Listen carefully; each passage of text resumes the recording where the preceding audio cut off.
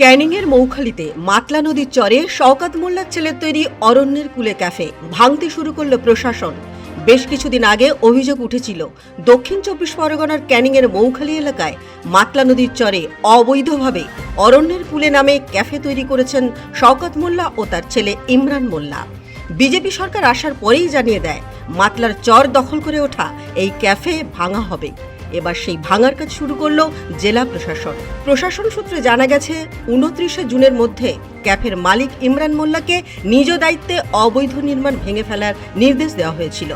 নির্ধারিত সময়সীমার মধ্যে সেই নির্দেশ পালন না করায় অবশেষে জেলা প্রশাসন নিজেই অভিযান চালিয়ে ক্যাফেটি ভাঙার কাজ শুরু করে। প্রশাসনের এই পদক্ষেপকে কেন্দ্র করে এলাকায় চাঞ্চল্য ছড়িয়েছে। ঘটনাস্থলে প্রশাসনের আধিকারিকদের পাশাপাশি পুলিশও মোতায়েন রয়েছে যাতে ভাঙার কাজ নির্বিঘ্নে সম্পন্ন করা যায়। ব্যুরো রিপোর্ট, পূবের কলম ডিজিটাল।